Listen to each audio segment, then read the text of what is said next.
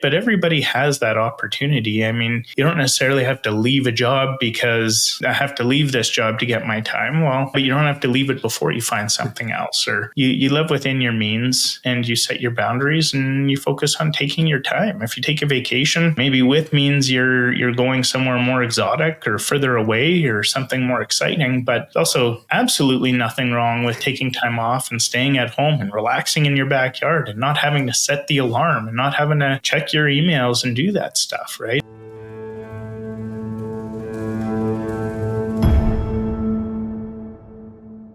Welcome back to Empower and Elevate podcast. Today we have a guest who wears many hats. He's a proud dad, a superhero comic geek, and has a need for speed on the racetrack. But wait, there's more. He's also a seasoned entrepreneur, having founded and sold multiple companies, and now he's at the helm of Gradient MSP as CEO. Let's all welcome Colin Knox.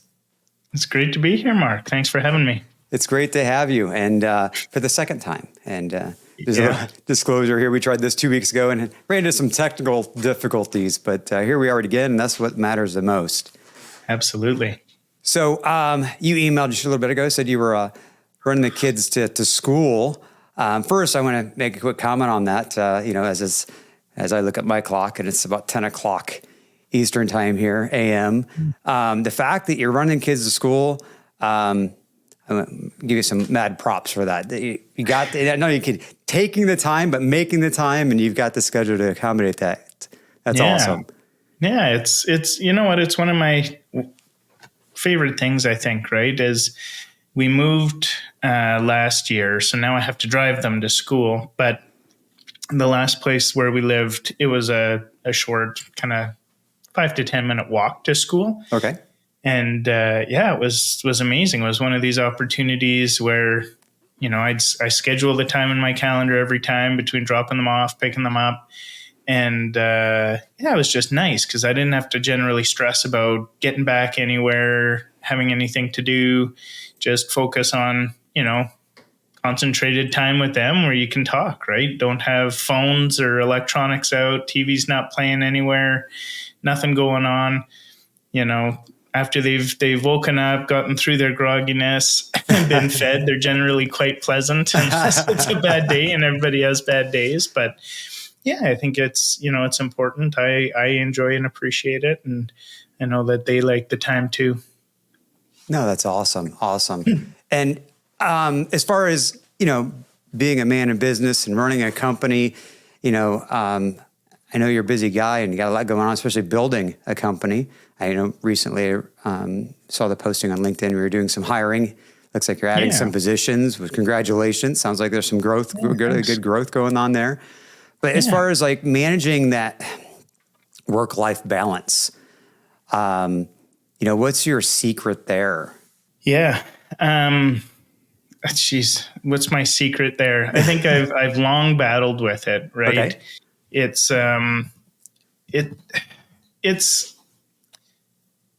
It's one of those things where I think earlier in my career, or I guess business career of being a business owner and executive, I let work consume my life too much. And I think that definitely caused issues generally relationship wise, not even just with, you know, my spouse or partner at the time, but, you know, with my children, with my family, you know, even just regular friends and longtime friends and stuff, because work was what was important to me.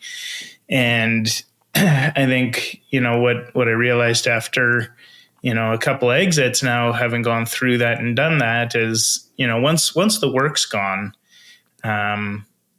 who are you left to enjoy the fruits of it with? Really, I mean, it's one of those things where relationships and family and your personal life are extremely important. You know, I saw a quick check on your podcast recently with Ken, and, you know, I think I'm a absolute advocate for the importance and significance of mental health, and physical health and well-being, right? I think it's crucial. So, you know, when I got going with this business, I had seen, whether it was a podcast or read or heard, but it was with Tobias Lutke from Shopify. And he did, I think it was a blog he had written actually, about just the work-life balance. And now he's, very, very successful. I'd say ended up building, at one point last year, was listed as the most valuable company in Canada, outranking no the doubt. Royal Bank of Canada. Wow. And so wherever his net worth is now, up circling around 10 billion, I'm sure. He said, right, like I committed to my family, my children. I work 40 hours a week. I take my weekends off. I do, what needs to be done. And that hit home with me, right? You have all of these influencers and alleged highly successful people, and some of them absolutely are, who are just like, hey, work is everything. Business is everything. If you are taking a minute away from business, you're taking, opportunity away from yourself and stuff. But, you look at what he and his team were able to build with a proper work-life balance, and that's very respectable and admirable. So yeah, for the most part, I work my 40, maybe sometimes 50-hour work weeks. I seldom, if ever, work on weekends. I encourage my team to be the same way. Granted, software company developers often have to do deployments on evenings, fix and hotfix issues and stuff like that. And that's kind of the nature of the beast in IT or technology as a whole. But for the most part, it's very important to us. And I think myself and everybody else on the team knows that, hey, if something is absolutely critical and needs to happen, or the business needs that extra effort, we will give it and we will do it. And, I think it's just a matter of communicating that back with whoever is in your life. Hey, I gonna be gonzo for the next few weeks here. I need to batten down and be focused on the business. So, yeah. Now, you think with time, obviously, and when you get to that, multiple companies that you've been involved with over the years, and yeah, you talked about influencers, or we see these other people out there pushing that whole, if you're not grinding, if you're not, doing this thing every minute of the day, right? Like, who needs sleep? On the flip side of that, we know life's short, right? Those people around us are the most important things that should be in our lives, right? Yeah, absolutely. Finding that balance between trying to grow a company and be there for its needs and meet the needs of your family, friends, and your loved ones. I know it's something I've always challenged. It's been a challenge for me, and I've struggled with. I think I remember my son distinctively. I remember being at the Air Force Museum in Dayton, Ohio, and I remember talking to him at that point, going, "Hey, like, I'm doing this thing so we can have the time and the means to enjoy life later." Well, when is later, right? Because now that he's going on 25. I've missed that opportunity, that time to spend with him. Yeah, absolutely. It's a challenge, right? I think that's part of, I've missed some definite things in the very early life of my kids, and, focused on a lot of work, just being buried in the office as a nature of what the last company was. And the industry that we're in, it was riddled with travel. So I was away a lot and missed a lot. Right. And, even after sold that business, I mean, as part of the transition and part of the new role with the, acquiring company, I mean, I traveled some 260,000 miles that year. Goodness. And so, yeah, it came to a bit of a reflection period of looking at and saying, like, hey, like, what am I chasing now? It's not chasing a dollar anymore. It's not having an obligation to anything or anyone. I've done my piece. I've put my stuff in. I've earned my keep. What type of life do I want to live now? And so that's really where the focus went. And because you had, and once again, touch on this, is you had built these companies and exited. Do you believe that gave you a little bit more of the means of prioritizing your time because of your success? Candidly, no. Right. No? I think you can always find something to do. You can always do things. I mean, just because you have more money available to you doesn't make it any easier to take time off or harder to take time off if you don't, right? Like it's as an employee at any organization, you get vacation time. As an employee at any organization, in most cases, unless it's part of your role that you've accepted, your working hours are set, right? Whether you're part-time, full-time, whatever. If it's your 8 to 5 grind Monday to Friday, if you have a different, 4 on, 4 10-hour shifts or whatever, and 3 days off, I mean, it's kind of all over, but your hours and your schedule is set. Being as efficient and effective as you can possibly be within those working hours, as productive as you can be, so that you don't feel that sense or tie of obligation or necessity to put in additional hours. That part's on you. Sure. And then I think personally, it's just the setting of boundaries. I think it's having conversations with work. If your workload is more or too much and there's not a way for the business to adjust it or ways to accommodate it, then you've got a decision to make, right? But everybody has that opportunity. I mean, you don't necessarily have to leave a job because, I have to leave this job to get my time. Well, yeah, but you don't have to leave it before you find something else or whatever, right? So I think you live within your means and you set your boundaries and you focus on taking your time. If you take a vacation, yeah, maybe with means you're going somewhere more exotic or further away or something more exciting, but there's also absolutely nothing wrong with taking time off and staying at home and relaxing in your backyard and not having to set the alarm and not having to check your emails and do that stuff, right? There's so much to find in your own backyard and there's so much that can do, but yeah, I think it's just the degree or type of time off is what's different. Yeah. And you mentioned our episode with Ken and the mental health aspect. Is that part of your means of managing your own mental health? Is some of that relaxation? I guess, is that one of the techniques you use, or what other things you're using to manage the stress in your life and the mental health aspect? Yeah, I think it's multifaceted, right? I think in general, stress mitigation, right? You will always have stress, but I think it's containerizing what that stress is or boxing it up and understanding and giving it the time when it needs the time and giving yourself the time when you need time. I think, reading is something. I mean, there's any type of escape from whether you want to call it reality work or what have you, right? It's when the weeks that we have the girls at home, I mean, they are hectic and busy and stuff between running around to school, running around to dance, running around to, everything in between. And candidly, it's like, hey, once we get the kids to bed, we are normal people. We are sitting on the couch and either mind-numbingly scrolling Instagram or TikTok or watching some episode on a streaming service, right? Like it is not all about feeding your brain and feeling you're, always learning and always this and always that. But I think taking pause, giving yourself breaks, I make sure I try to do at least one, but generally 2 walks a day where as long as it's not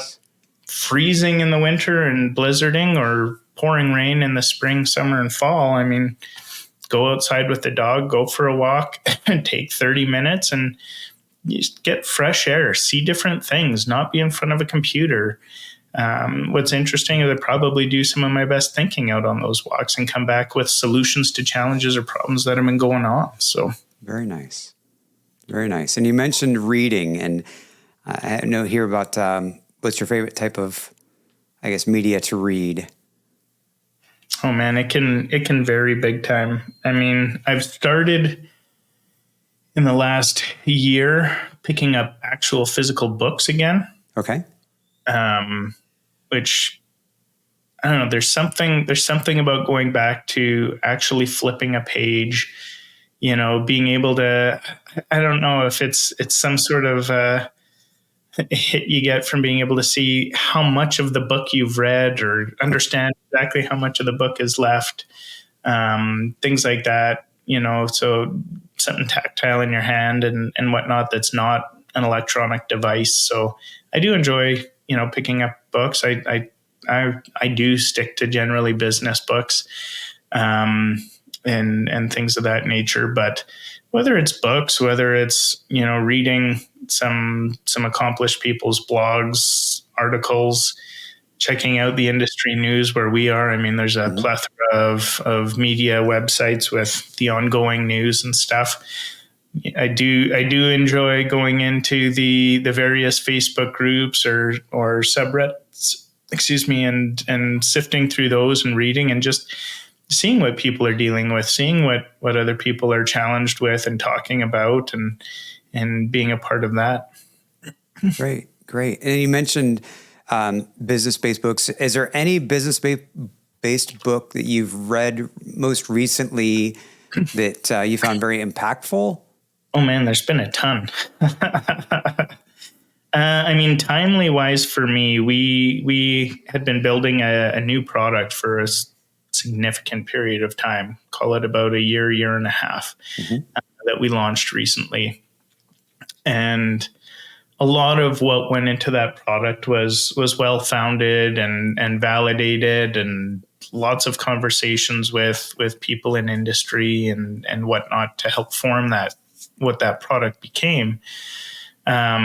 But I'd say where we hadn't put a lot of attention was, how are we going to launch this product? How are we going to market this product, right? We've got, a fair-sized audience within our email list and following and social followings and stuff. But, what are we actually going to do? And excuse me, as it happened, I had bought a couple of books about a year or so ago when I was buying books. And I think I had even done a LinkedIn post saying, what's some good books to buy? And I went out and bought a whole ton of books.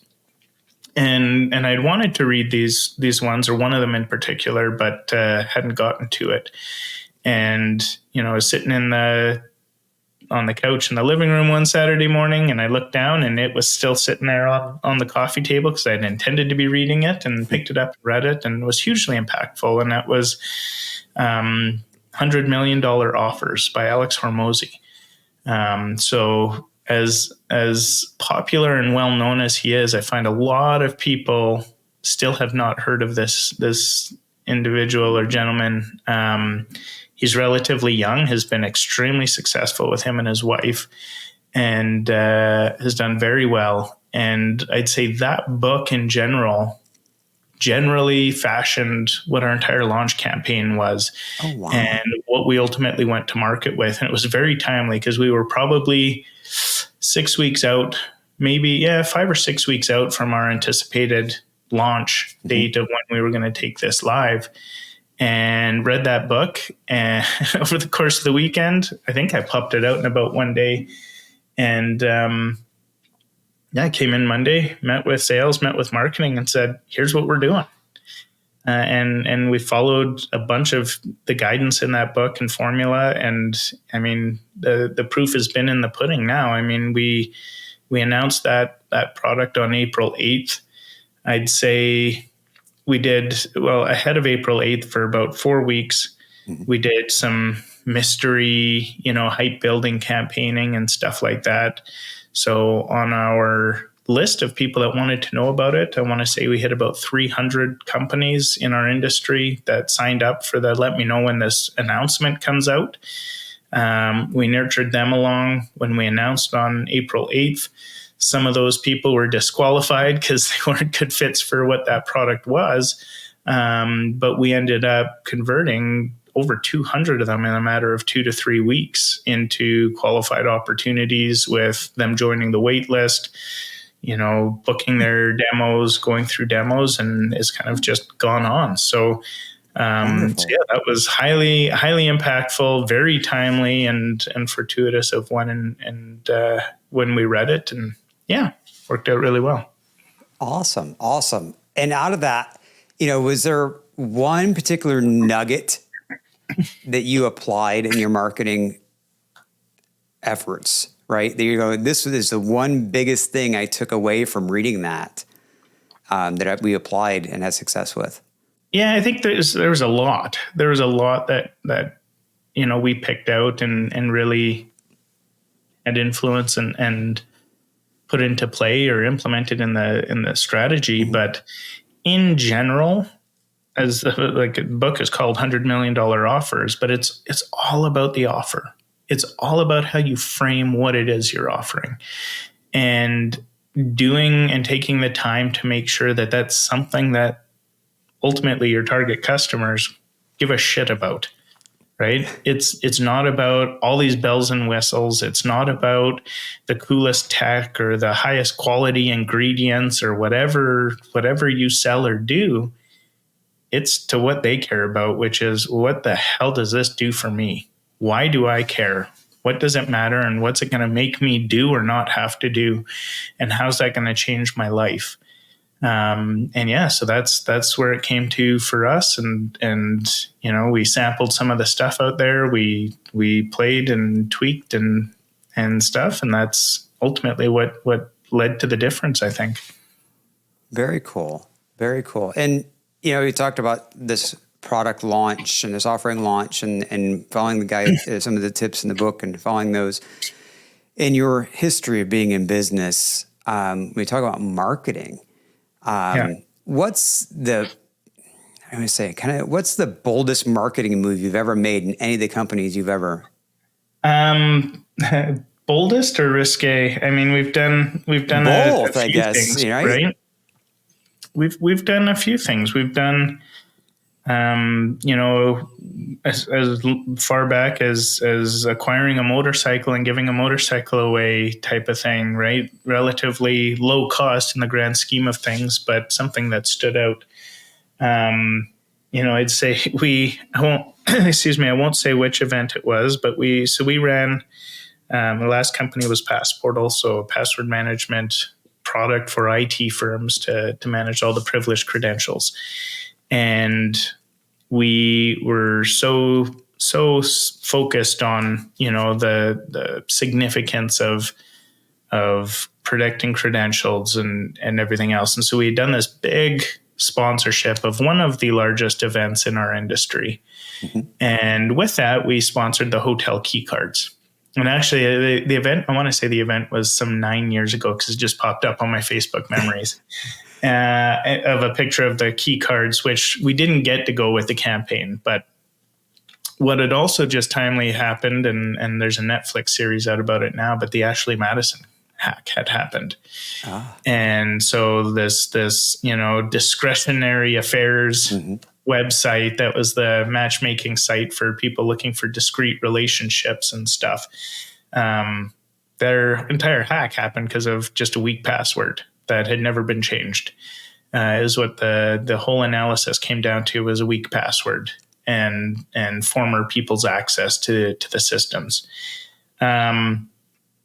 So we went, and it's like, hey, this destroyed people's lives. Not saying that what they were doing was right in any which way, right? Right. But this weak password just ruined people. I mean, there was suicides, there was, hit attempts, these people just into depression, broke up families and marriages and everything. And again, not condoning the activities by any means, but massive impact because of a password.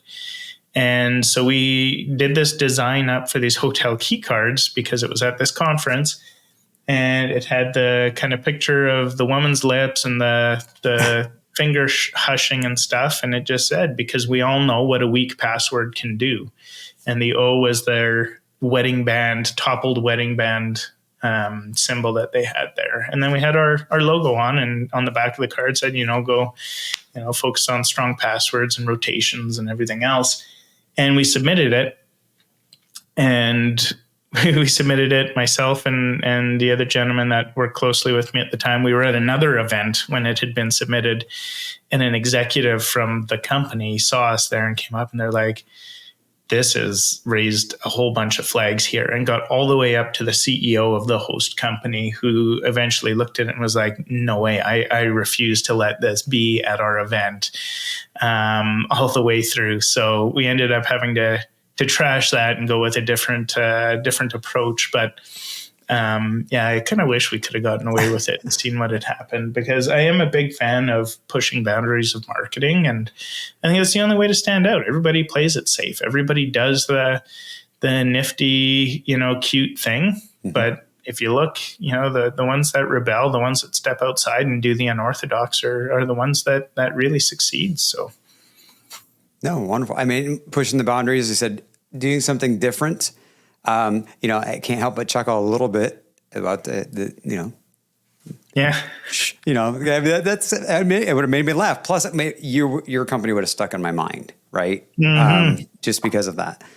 Yeah. And I believe was it last fall, roughly, I believe in Chicago. I believe we had a conversation and there was a sign involved. Simple sign. Was it Ask Me Anything? Oh, yeah. Yeah, we had no booth thing. We as decided to sponsor the event relatively last minute, and the host had asked for me to speak and do stuff, and said, "Oh, you can, set up a table and do whatever." And we didn't have time to get banners together, get a tablecloth together, get everything else. So we literally sat at a table and wrote a sign that just said, "Here's who I am. Come ask me anything." And it led to some very interesting conversations, but stood out for sure. No, that's awesome. And so once again, puts a smile on my face. Sometimes it's just that simple makes an impact that I remember many months later, right? And you did touch on the motorcycle, and I believe I did hear that story once before, and was pretty amazed at the feedback and results and the noise you made with that. Yeah. And news coverage and things, if I remember correctly. Yeah, it's one of those things again where, I mean, if you're going to do something, do something. I think the number one thing that plagues most people in business in any role is the amount of just talking that they do. Oh, I'm going to do this, or I've got this idea. Wouldn't this be cool, or whatever? And then they don't do it. They don't do anything, or they'll do a half-assed attempt at it and say like, "Hey, we're going to do this," right? But they'll go and spend the money on doing something. Maybe they do go and buy the motorcycle, but then they don't tell anybody about it, so it doesn't do anything for them. I mean, in any type of marketing, you've got to focus on what your ROI is going to be and how you can maximize that on any investment you do. What am I spending, and what's the way to maximize it? And what's, even before I determine what I'm going to spend, what are my anticipated results? What am I looking to achieve? What's my objective here? Mm-hmm. And for us, I mean, it came down to one, we wanted to be known. We needed awareness. It's difficult to find a way for everybody in a city to know about your company, especially in, a busy, large metropolis, especially when there's probably 200 other competitors of yours in that area. Mm-hmm. It's tough to get that awareness. The other thing was, how do you break through the noise with it? How do you, man, you can do radio ads, you can do billboards, you can do whatever. And I was like, oh, world's greatest IT support company. Big deal, right? Like that's your claim. Sure. I have no way to back that up or anything else. And it gives me no incentive to talk to you, right? And so I think, it comes back down to the offer and that we talked about earlier. And for us, and for me, I think a big part about a sales process or any kind of campaign is knowing at every step along the way, what are you selling, right? What are you selling? You're not always selling what your product or what your service is. You're selling a next level engagement. You're trying to convince them to pay you more engagement, not money yet. And it's more engagement, and it's selling the next meeting. It's selling an initial meeting. It's whatever, right? And so with that, it was just, hey, we wanted people to hear about us. We wanted people to come to our office and see the quality and, get a feeling as to the professionalism of our organization, because especially in the IT services, I mean, you can have everything from, some 19-year-old working out of his parents' basement to, a full-fledged, big office, full building, everything else. And so we had invested in our office space, which was multifaceted, be able to grow, be able to have a great place for our employees to work, help as a recruiting thing, but also help with sales. And so we wanted people to know about us. We wanted people to come to our office, and we wanted a chance to get business. And so when you do something like buy a motorcycle and roll it into the entrance of your office and say, hey, all you got to do is come in for a meeting with us, have a meet and greet with us. And we'll give you a key to try and start the motorcycle. And if it is, you win it and you go, right? That gets attention. When you're coming into May, June timeframe, which, most people, I mean, yes, predominantly guys, but most people, there's a lot of women that ride motorcycles in life. Who doesn't love this image of them like, oh man, I want a motorcycle. Even if you don't have a license, if you've never driven it, you may not ever, but it's like, oh shit, I have a motorcycle. I want one. It's the shiny thing. Yeah. And so, we got all the coverage. Everybody knew about it. I mean, if you referred somebody or introduced us to somebody and they came in for a meeting, you could come in and try and start the motorcycle. But it was all like got clients to our office and them see what we had built and established more confidence in our operation with existing clients. So my guess is it helped with retention. It helped with endorsement and advocacy through introductions to other people. We got notice. They came in and filmed stuff in our office. So everybody hearing about us could then see our office and see the setup we had. I mean, it worked through and through, right? And it was something so simple that when you look at what your average customer would spend to you, I mean, what was the motorcycle? $7,000? And to a bunch of people, they might say, oh, I don't know if I spent $7,000 on a marketing campaign. Well, if your average customer is $5,000 a month, shit, even $3,000 a month, you've paid that off fourfold in 1 year contract, selling one contract. Right. So it's all about understanding what your cost to acquire a customer is, what the value of a customer is, and just what can you do that stands out, that drives more.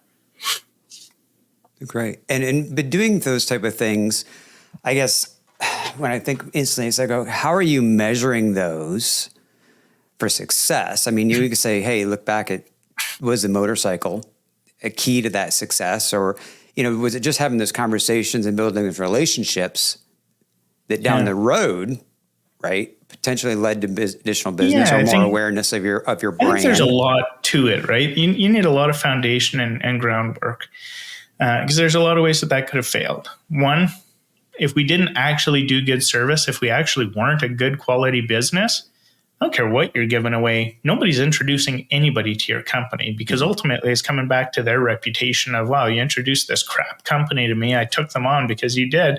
And now I've lost all my data or I've been down for a week or whatever else. Nobody wants that on their head from the introduction. So, I mean, it starts there. The next thing is, hey, maybe our office didn't look impressive. Maybe it was a mess. Maybe our people, weren't professional, whatever it is that way, right?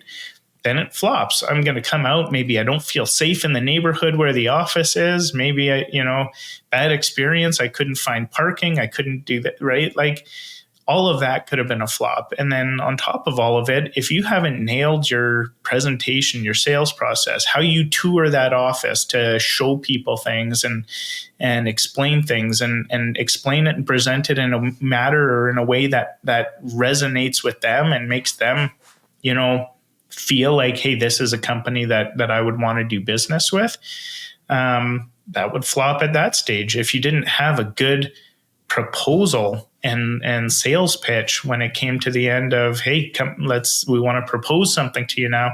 Yeah, it could have drummed up a whole bunch of interest. It could have gotten people out to the office, could have done everything else and drummed up a whole bunch of opportunities and stuff for you. If you can't sell, not necessarily you can't sell, but if your sales pitch isn't good or the product that you're offering isn't good, then it all flops, right? You're not going to close the business, or if you close the business and you can't deliver on the business, then it flops. So you have to have the right things under the hood and the right foundation set for things like that. But yeah, I mean, once you've got that, once you've got, a solid product or service that you're delivering, and you are confident in and have your pitch nailed, and it's a good one, then yeah, go nuts. Great. So we've touched on this a couple of times.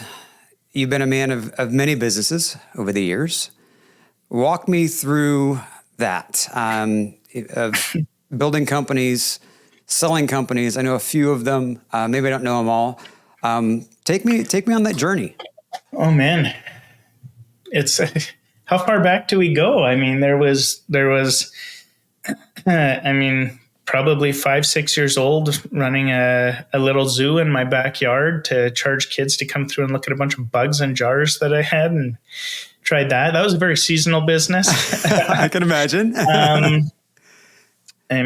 I progressed and had a paper route, when I was, 10, 11 years old, before I was supposed to be able to. And, back then there was nothing like automatic charging credit cards and electronic payments and stuff. You had to go around and collect cash from your houses on your paper route. And, people would not answer the door, or people would be like, oh, I don't have cash on me right now, or I don't have enough, or whatever. And so, you quickly learned little tactics to, we'll call it, persuade people to pay, or be clever about when you approached them and did things. And so, I started teaching other paper carriers how to improve the collection rates on their block, or on their routes and stuff. I think, as I grew up, I went and did college and got through college and everything, learned a lot working a bunch of different jobs. But after graduating and having learned software development, tried starting a business with a friend of mine, and like a guy that I went to school with. And we did some small scale software development for some people, like built booking systems for salons and parking management systems for condo boards and stuff like that. And that was all small scale stuff that we did. And I'd say we didn't know anything about business, really. We found some opportunities. We said we'd build something, and we charged people for it. That company dovetailed into a new business where we had actually secured, a contract with the health region to build a piece of software for them. And we had engaged and been building. And then there was a big amalgamation of health regions in our area, and that caused a freeze and all the contracts and stuff. So we kind of got hosed on that, and that was kind of the first experience I think I had where paperwork is vitally important, and making sure that you've got all of that stuff handled. But I'd say the first real business where I was dependent on the business was, I'd been working for an MSP for a good period of time, and there was challenges in that business. To call them an MSP is generous. They did zero managed services, and in fact, that's what I was trying to get them into. It was all break fix, all ad hoc, some projects, stuff like that. What were you doing for them at that time? What's that? What were you doing for them? I was a technician, right? Okay. And so I had started as a field technician. I grew up to be one of their senior techs, ended up being a special projects consultant, and then ended up getting promoted up to being the manager of all service delivery. And so it's as part of that function where I really recognized the value of what managed services would be for clients and for the business. And I just couldn't get the buy-in. And candidly, I was sick of trying to be compensated based on how many billable hours I could pump out of my team. And dealing with the hour credits of hours here and there and everything else was a challenge. So I I had started a business on the side to start getting things going because I wanted to start an MSP. And they found out about it. They fired me in an absolute blaze of glory. And that's when I was forced into running and working at a business that I actually had to do, that I was dependent on. It wasn't a side hobby. It wasn't a pocket padding cushion thing. This was paying the bills and putting food on the table. Yeah, absolutely. And so I had started that with a person that was a friend of mine, was a business partner. We had formerly worked at the same company, but never worked together, and got that business going. And, I'd say in 9-10 months, business was doing very well, but I was doing everything for it. And so the business partnership collapsed because that individual had no interest in really working or selling or doing anything. And so that business collapsed, and I walked away from that and decided to start up my own company, my own MSP entirely. And that was an absolute school of hard knocks of trying to get things going, trying to convince customers and everything. And I did it, as a one person shop for probably the first 3 or 4 months. I was fortunate. I hustled my ass off. And worked very hard and got it to a point where I could afford to hire somebody full-time to join me about 4 months in. And from there, we kind of just kept going. I think we were 4 people by the end of the first year and just kept growing from there. So that was the first real business that I got into, where it was, a strong wave of desperation and need to survive. What was it? You obviously need to survive. You were driven to survive, but as far as the growth, you said, hey, within so many months, I got my first person, and by the end of the first year, we were like at 4. Was that how you envisioned building that business? Like, hey, like I've got to do this. I've got to add people. And I mean, were you one of easy to delegate, or you just said, hey, I had to do this to meet the needs? I guess what drove you to put the people in place? I think there's a few things, right? One, so that business initially, and there's more behind the scenes of why the business partnership fell apart and getting into that one. I had actually planned for that business to be, what you would call a lifestyle business. I wanted something that paid what I needed to get paid, but where I didn't have to work a lot. And so I'd taken a couple clients, and it was kind of cush and was doing that stuff. But, one client started to grow, and I was obligated to that client. And then, I wasn't sure. I didn't like the risk point. So I didn't want to be in any position of risk for me. And I didn't want to be dependent on any one company or person or anything again. So having 2 clients didn't leave me overly confident, right? If one goes out of business, sells, leaves, fires me for whatever reason, I'm screwed. So I had done some work and put in effort to be able to drum up some additional business. And so I took on some few more clients that had come in, and it got to a point where there was zero work-life balance at all. I was probably working 17, 18 hours a day. Trying to keep everything on. And that's not a fun life, right? Trying to juggle the amount of balls that you're trying to do between all these clients, remember everything that needs to get done, handle all the requests, do all the regular service, still try to keep the business flowing and going. And was making good money, obviously, but no, kind of came back to the thought of, what, I think this is my cost of living that I need to have covered. Mm-hmm. And this is how much money I'm making. I can afford to spend this much money out of that to bring on additional people. And so I started to just go that way, right? And then the more that I got out of it, the more I realized that I don't love crawling under desks and unplugging and moving computers from one office to the next, or, sitting next to somebody starving while they're eating their lunch and, watching me work on their computer type of stuff. I enjoyed the business side of it. I enjoyed the technology side of it, but I didn't want to be out doing all of the support and everything else. So hired people on and saw the opportunity that the more of my time that freed up from doing support or doing the service that we sold, I had more time to generate new business. I had more time to sell more people, and focus on growth instead. And so that's really what it just came down for me was, hire people to do the work, manage those people, deal with those people, but continue to go out and sell and create more business. And so, it became a bit of a vicious circle around, okay, I need to pay myself. Hey, I need to be able to afford to pay these people. Hey, I need more people so that these people don't quit.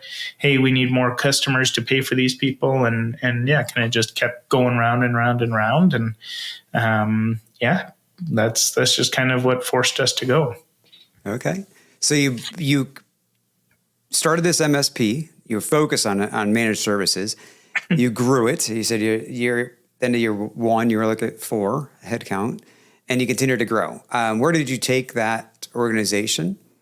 So we grew it to 4 million in revenue. Took us, I say 5 years. It was probably a little bit less. We had a bit of a recession that kicked in at a certain point, so we had to reduce our growth rates a little bit, but we took it up to 4 million. It wasn't a huge business by any means. I want to say we had 22 employees, including our bookkeeper.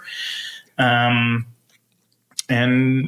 kind of where we took it to. I had, I wouldn't say lost interest in the business. I think I got bored with it after a certain point. There was a certain monotony to it that didn't stimulate me the way that I wanted to be and needed to be.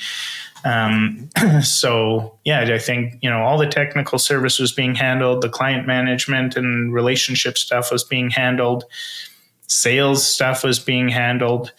There wasn't much for me besides meetings and saying yes, no, or answering a question like that to make a decision. I got to a point where I wanted to jump in on something else that would be a more ambitious and exciting challenge and learn some new things. And we had built a software for the business, but really from the beginning had always kept it separate just in case it could be something. And so I decided to chase that opportunity and do that, and stepped out of the business, hired a new president to come in and manage and operate the business, and let me escape from that. And I'd say a year and a half after I left, then we were approached by a competitor, much larger competitor, but a competitor who wanted to acquire the business, and ended up selling it at that point. Okay, so a year and a half of you obviously focusing on this other offering or this other company. At that point, you exited. Yeah. Was that an easy exit for you, knowing that you had this other focus? Yeah, I mean, we so I'd been out of the business. I still came in probably once a month to meet with the president, check in on things, see how things were going and whatnot, but relatively was outside the business. The new company had started showing some really good promise and potential. Mm-hmm. It had some additional capital needs and was a heavier capital requirement to build that business. So the opportunity or prospect of selling what at that point in time was my largest asset, to take cash off the table and have money freed up to reinvest in the additional venture made a lot of sense to me. So, going there and doing that, and what I had pictured as de-risking my investment and being able to slightly move things around a bit, seemed like the right idea to me at the time. So. And you say at the time it seemed like the right idea. Was there a time that it didn't seem like the right idea? Yeah, hindsight's always 20/20. Mm-hmm. So one thing that I'll never do is regret a decision that I've made. And I think it's because at any point in time, you only have the information available to you that's available to you, to make a decision, right? I'd say, we sold during a local economic recession. So, our multiple was impeded by growth rate. Our total valuation was impeded by going market rates and economic conditions, and even their ability to get financing and what financing would, the underwriting of that financing would be and the terms and stuff like that. So, for the time and that point in time, we did very well and we got a good deal, all things considered. Not knowing that, hey, the economy would rebound a year and a half after that, and that had we stuck with it, probably would have turned out and gotten at least double the amount of money for that business at that time. I mean, yeah, that would have been great. I mean, of course, everything could have gone the other way, right? And, was it the right business to sell to or not? There's a lot of lessons learned in that whole experience as a whole. But again, made decision and the best decision that I could with the information I had available to me at the time. And at the end of the day, no pity party, no woe is me. I mean, we still did very well. We had an exit. We made good money. And I think, like anything, could have been better, right? Could have been done different. But I think those are all lessons learned and things to watch moving forward. Sure. So, and obviously the timing, and obviously we don't have a crystal ball. We don't know what the future holds. So let's put all that to the side. But when we talk about lessons learned, what would be one of the things, I guess, regardless of the economic times and not being able to see the future, what were one of the biggest lessons that you could learn out of a transaction like that to share with others, right? That might be in that situation in the future or might be considering doing that today? Yeah. So I think, one of the most important things or a couple important things are, one, get a banker, right? Involve a banker and have an investment banker that is running the process of an exit. They are worth their weight in gold when it comes to deal structures, terms, and even just maximizing the outcome of the deal and size of the deal. Did not use one on that deal. So kind of navigated and flew it myself. Okay. I think the other thing which, an investment banker would definitely help with and advise on, but if you don't and you aren't, I think it's always understanding who is really driving the acquisition, right? And what I mean by that, or the exit, is it the buyer that is so interested in the business and they are the ones that are pursuing it?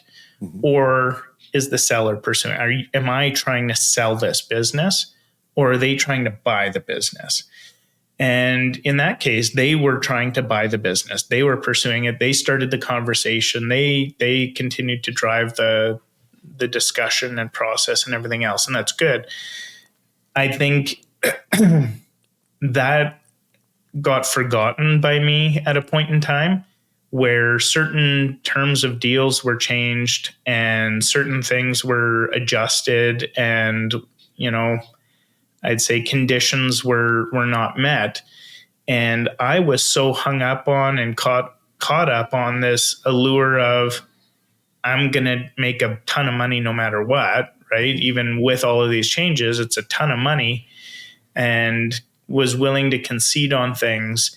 And after, my team and some of my time had gone on to this grueling due diligence process, it was like, I just want to be done, right? I just want to be done. And so you concede and accept things. I think had I remembered and had even somebody to remind me that, look, these are the guys that want to buy your company. They have a desire. There's something about your company that they want. And if this deal falls through, BFD, like big fucking deal, mm-hmm. right? You still have a profitable, strong, growing business. Are you out 20 grand in legal and stuff like that? Yeah. And that really freaking sucks. But at the end of the day, you're still holding on to a major asset that is printing money, where it is growing consistently and predictably and going well, right? And so I think a term or phrase, whatever you want to call it, acronym, since we love acronyms, that I was ignorant to and didn't know of until later in life and in my career is BATNA, the best alternative to no agreement.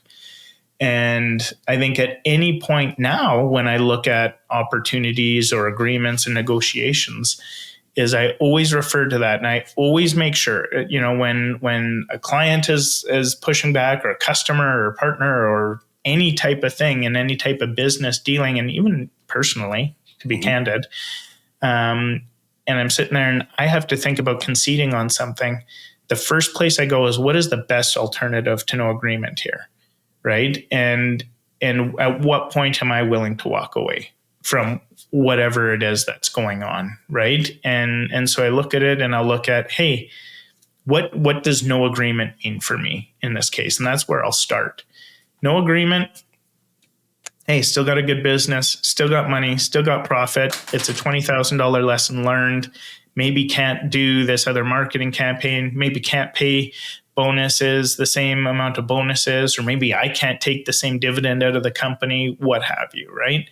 And so I'll sit at that as what happens at no agreement. And then it's what's the best alternative to no agreement, at what is the maximum amount of concession I'm willing to make to do that, and am I better off with that agreement than not having that agreement at that case?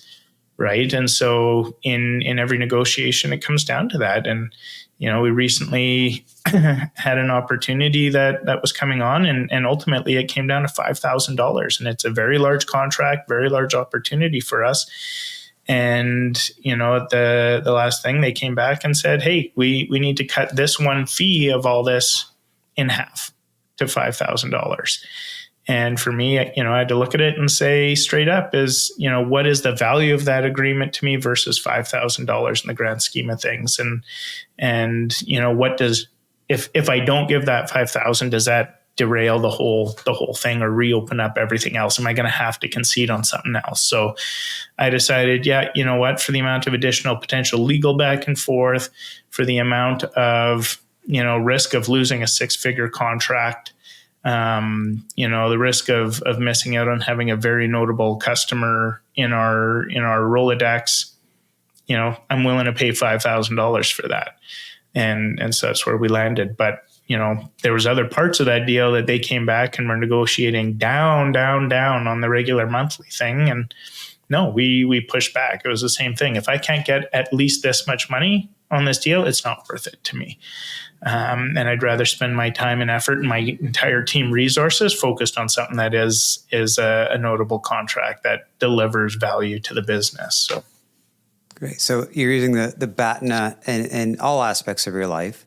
And assuming at this point, then you have to be willing to walk away on every potential deal. Yeah. Right? And you got to know your value, know your worth, and know what the value in that deal is for you. What that means. Absolutely. Wonderful. So you sold the MSP, focused on this new company, right? Yep. Put all your efforts in that. And which I think was my first introduction to you. And you built a little company called, at that time, Passportal? Yeah. Let's talk about that one. Where did you grow that to? What type of time frame? What did that look like? Yeah. It was interesting. So we first built the software in 2011. And we always thought that it could be something that we commercialize and sell. And I'd had a history building and selling software before, but I didn't want to do single transactions. I wanted, build something once, get paid 1,000 times. Mm-hmm. So we always set it up as a separate company, always had it there.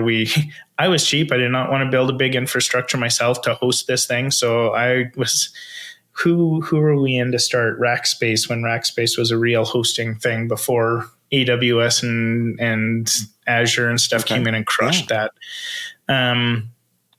yes, we did Cheap and Cheerful and got that thing going and was hosted. And, we were successful initially. I mean, when we took it out to market, we had, probably was 11 companies in the first day that were like, yeah, we need something like this, and we use it. And, I'd say over a couple of years of it just being a side thing and just sitting there, we got 100 or 150 or so MSPs that were buying it and using it.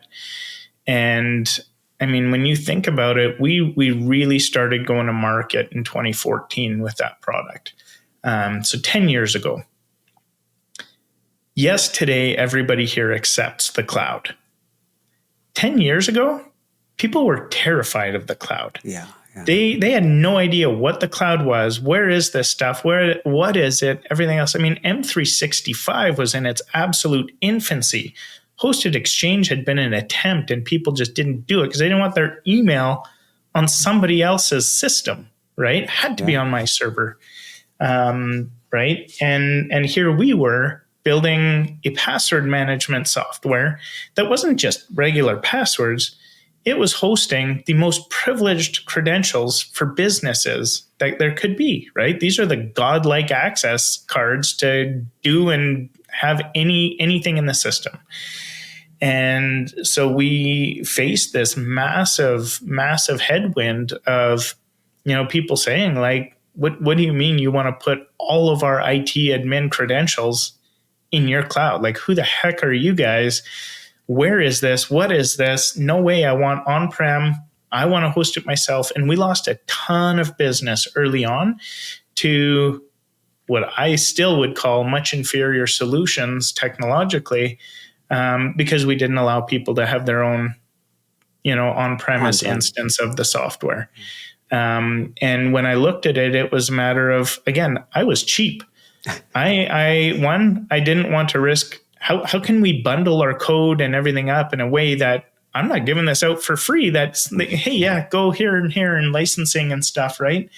I also had run an IT company and know how much challenge there is in supporting solutions and the amount of phone calls that we would do to our suppliers. Hey, I tried installing this update. It crashed my server. This failed, that failed, everything else. And so from a support standpoint, it wasn't something we could do. So we held strong, and we just continued to create innovative features and function with the product to essentially overcome that objection, right? And so we had to draw out a whole bunch of maps and diagrams. Here's how we encrypt your data. Here's how it's protected. We have no way to access your data. Without your key, which you have to plug in, it's useless, everything else. So we had to share all of that, but we also got it to a point where, the functionality of what it could do was unlike any other solution on the market at the time. In fact, it's interesting to see that we exited that business 5-6 years ago now. What are we, 2024? So that was 2019. So 5 years ago, we exited that company. I see companies now that are competing with that business who are just now launching some features that we had 7 years ago, 8 years ago. Goodness. Right? Which is interesting because it was unfounded back then. And it was just because we refused to accept no for an answer. We refused to accept that something couldn't be done. And it got to a point where, we could change any credential across any appliance, any network, any type of authentication system, and an unlimited number of them across an unlimited number of systems in an instant from the cloud. And that had never been done before. And so we did that, and it got to a point where, hey, tell me straight up now, which is more important to you? Which do you think is more likely? Me getting hacked and your passwords getting out and somebody being able to find, like, again, these are just passwords, okay? So you don't have the IP address of the system that is trying to connect to. You don't have, the VPN connection. I'm not walking into that office. Don't have your physical address, don't have the name of the computer, don't have the name, right? All of that stuff in there. There was some indicators, but what is more likely, that I get hacked and somebody takes those passwords and hacks you, or you fire a technician who's really pissed off at you and has memorized all of these passwords, or has downloaded a copy of the passwords themselves and logs in and does serious damage? Which do you think is more likely? And in most cases, they're like, you're right. It's the technician. How do you help with that? Well, the second you disable the account, all of those passwords have been changed within seconds. How's that? And that did it. And then, fortunately, the whole cloud, evolution and adoption continued to surge and do well. And that became the norm now. Who runs and looks for a password solution or almost any solution, forget that category, that isn't cloud born? Almost nobody, right? When we started this company now, we refused to have any sort of on-premise technology. Why would I do that? I want remote access. I want to be able to access it from anywhere. So why does it have to be here? That makes zero sense to me. Why would I pay someone else to be installing updates all the time when that's buried in my monthly cost of a solution I'm buying? So yeah, in the end, we persisted through the challenge. We found new and different ways to overcome the objection without conceding and saying, yeah, we'll give you an on-premise version. We could have done that. We probably would have sold a ton, but then it would have cost us a ton and would have risked the business too at the same time, right? We still have conversations with MSPs that are still running, versions and versions old of PSA software that they run on-prem because it's too much of a hassle to update it. Or you talk to the vendors that have built that software and they're like, we actually can't grow and future-proof our business the same way right now because we can't convince all of these people to do the work to migrate to the cloud version or upgrade their version and everything else. So yeah, I think it's look at any objection that you're handling at the end of the day. And do you actually have to, succumb to the pressure of what's being asked for? Or is there a different way to work around it? So you were leading a company that was blazing the trail in regards to password management, right? Yeah. Cloud-based password management. You were dealing with the pushback for those that refused to be cloud. Or once again, we were in a time where cloud was like, scary. And not that there still isn't some scary out there. I'm just saying people were a lot more adverse to that at that time. And so you continued to have success with this and build this password management company, or this Passportal. And for how many years? You said you sold that 5 years ago. We considered it an actual operating business and focused on the business starting in 2014. Okay. And that was relatively late 2014. We exited in pretty early 2019. So call it 4.5 years that we spent driving that business. And when we did exit, we weren't looking for an exit. It was something that came to us. And again, in a condition of the best businesses and the highest value businesses are bought, not sold. And so, yeah, we embarked on that process of selling the business at that time, and kind of the rest of it became history there. So to talk about, and you were at that point, you applied the BATNA to the sale of that business. Yeah, we sure did. You were able to apply the lessons learned, hopefully, to that sale. You initially exited from the MSP because obviously you just didn't have that passion, right? I mean, it was great for printing money, but other than that, when you were approached to sell this business, were you reluctant? I mean, I'm assuming at that point that's pretty fresh. 4.5 years. I'm assuming you still have the passion and drive, and you're building this thing, and you're doing this thing, and having success. Yeah. Yeah, I was reluctant, or I'll say we were reluctant to sell it. We had investors and a board of directors. When I say we weren't looking to sell, we had figured out the magic formula for that business. So it had taken some time to land on it, to find the right pricing, to find the right package, to figure out the right offer. But we got it to a point. So over 5 consecutive years, our average revenue growth was 200% year over year for 5 straight years. Now that's really easy to do for 1 or 2 years when you are talking, hey, we've got $100,000 in revenue. Hey, now we've got $300,000 in revenue. When you are growing at that multiple, and at that degree, 5 years down the road, and we were accelerating candidly at that time. We had figured out exactly, if we invested $1,000 in marketing, we knew exactly how many leads we would get. We knew exactly how many of those leads we would convert, and we knew exactly how much those people would spend. And then we knew exactly what that revenue was worth to us as an enterprise value. So we had gotten to a point where we were debt loading a bit in the business, because why give up the equity when we could debt load? And that was working really well for us. We were, we grew 100% over 3 months at the tail end of our ownership of the business.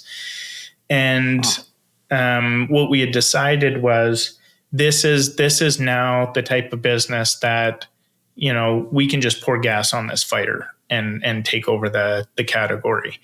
And so we went out to raise our Series A. All the money we had raised previously was minute. It was a few $100,000 here and there. I think we'd done one round that took 18 months to raise, which is a whole other story. But I think all in, that was $2.4 million as a mix of convertible debt and angel investment. So max $3 million had been invested in that business over the course of 5 years. It was generating millions in revenue. And we said, hey, if we could raise, we went out for $7 million. Seven's a lucky number. So we went out for $7 million in capital, because we knew exactly what to do. If we spend that $7 million, we'd need some more dev, we need some more QA, we need some more success and support people. But the bulk of that money was planned for marketing and sales. Okay. And we knew we could probably quintuple our business easily in 18 months to 2 years, if not more.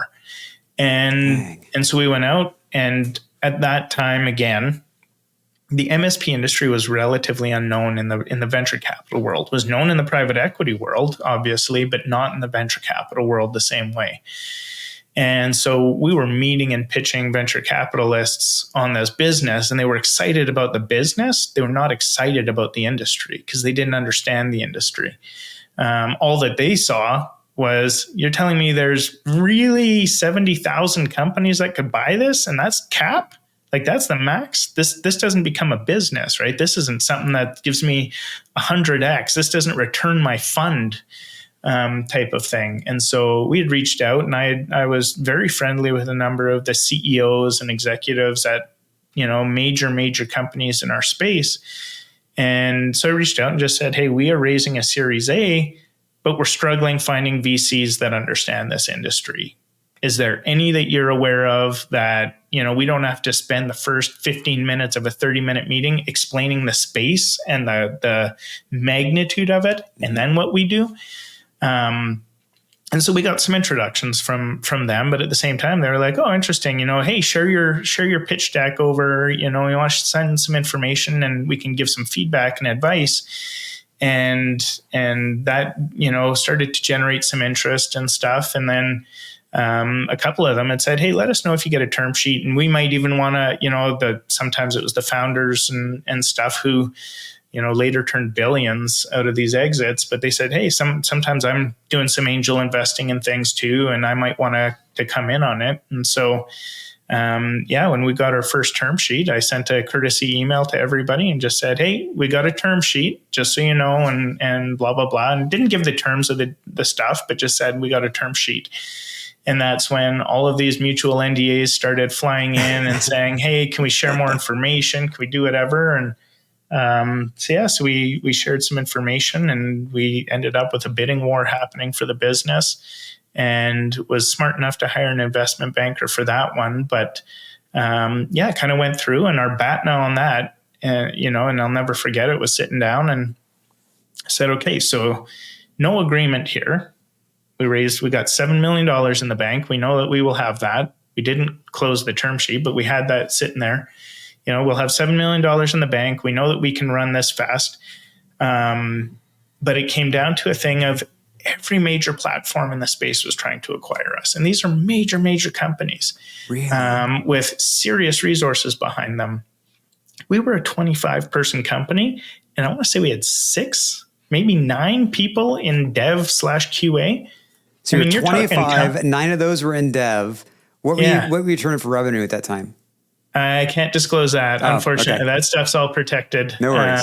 And long survives in those agreements. All right, we were doing very well that way, right? But, I sat there and I was like, the 7 million give us enough runway and even enough speed to outrun the likelihood that if these guys want to be in this category so bad, they are either going to buy somebody else, whether it's the right company or not, or they're going to build something.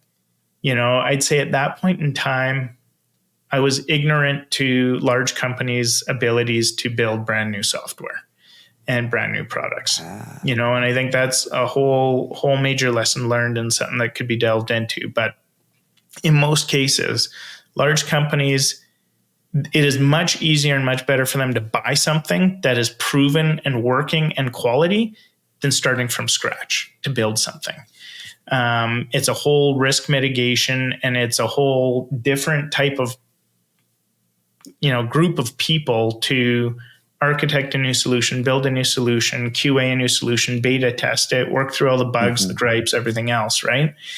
So we were ignorant to that at the time, but we figured max, we've got 18 months before each one of these players goes and erodes our entire opportunity.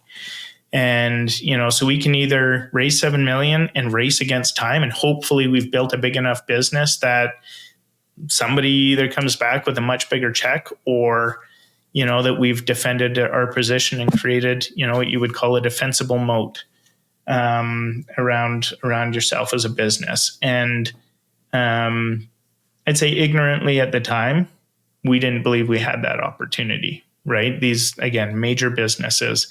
And so we said, you know what, this is a great valuation. It's a great price. We have early investors that literally 1,000x'd their investment on that sale.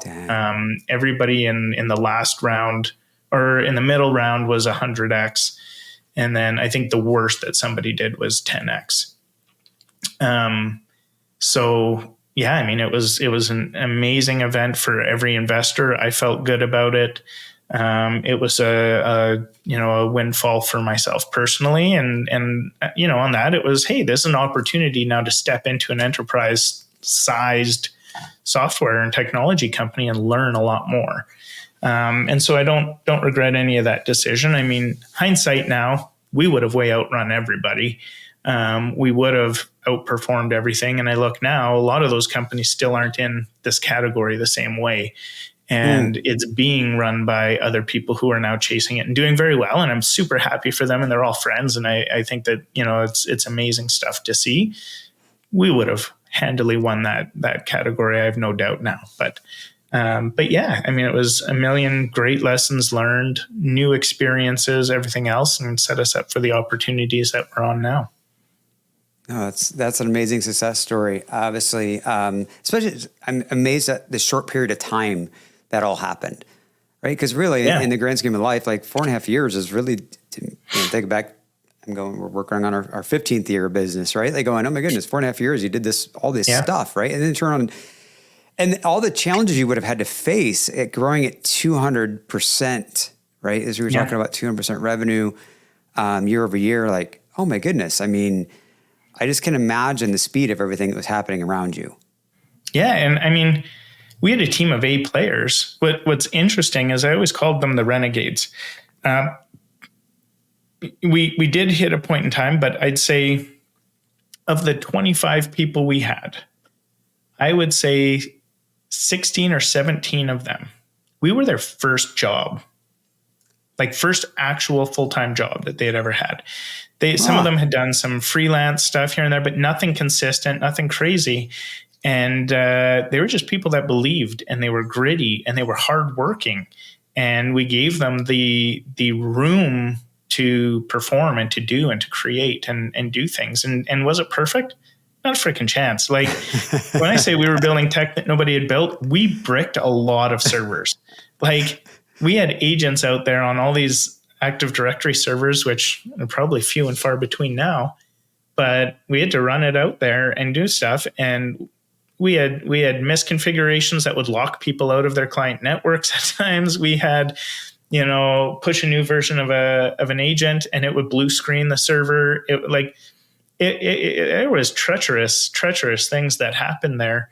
But no, I mean, it was very interesting what we were able to build with, on paper, the people that were as part of that business, right? I'd never done a software company really, right? I'd never built a dev team. I never created net new intellectual property and all of that type of stuff and navigated headwinds of, cloud SaaS business and global. I mean, we were in 30 something countries. We had customers in, it was like nothing at that scale. We had, I want to say last I had checked, when we owned it, there was 160,000 businesses in that solution, right? Like nothing at that scale before. So, I mean, it was amazing for what we built, but it just was a testament to, A players and giving people a chance and finding the right people and just perseverance and pushing through on that stuff. But yeah, it was a remarkable journey.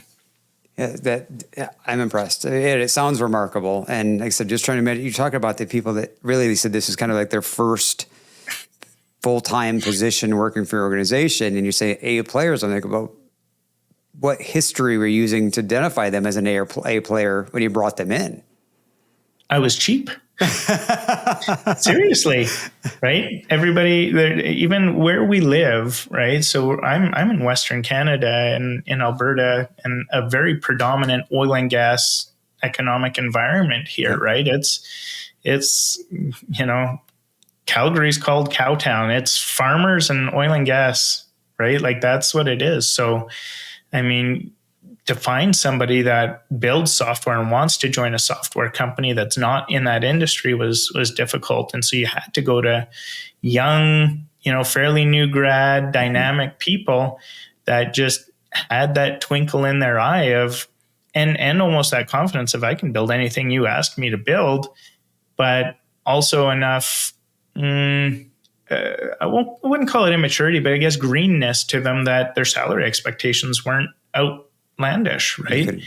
And so yeah, I mean, that's really what it came down to was being gritty and cheap and cheerful and finding people that came in and just loved what they did. Goodness. So you're painting this picture. You mentioned Calgary, and I have actually just booked my flights yesterday for a trip to Banff to do some backpacking this September. Nice, and, amazing. So you're painting this picture where you're talking about this Cowtown. Of what to experience when I get there. In September, I mean, won't be. I mean, we've moved along in general, but if you came in July next month, I mean, we've got our Calgary Stampede, which is all just it's rodeo and carnival and everything all just intertwined, and it's 10 days of insanity every year. Insanity. But yeah, I mean, there's still a lot of farm. And when you drive out to Banff from Calgary, you'll see tons of farmland heading out to the mountains and the indigenous lands and stuff along the way there and stuff. But you still see some people walking around with their cowboy hats, or maybe not in the hats, but walking around in boots. But there's still modern people too, and young people that dress hip and wear normal clothes. So. I know I'm excited to check out the beauty of Banff. I think once again, and that's my escape. And one way of usually try to do it annually, get together with some former MSPers in a sense, and some that are still in the business today, and get together and go, down a 40-pound pack and go out and live the free life for a week. So yeah, absolutely, it's awesome. And the fact you took chances on. I guess you took a chance on people, right? You give people opportunity. You said those you were being cheap, but you also gave these individuals opportunities that they might not have had otherwise.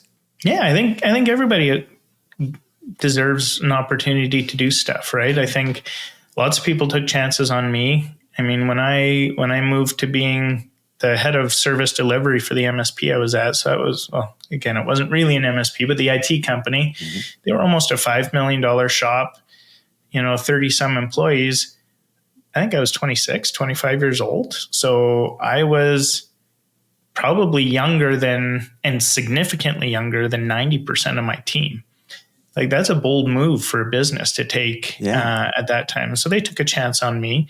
And when I started, the partnership MSP and then even my own, a lot of people gave me a chance and gave me a shot and gave me the benefit of the doubt. And even one of our clients that, when it was my MSP that I had taken on, one of those two, they came to a point where they acquired they did a reverse takeover of a massive organization.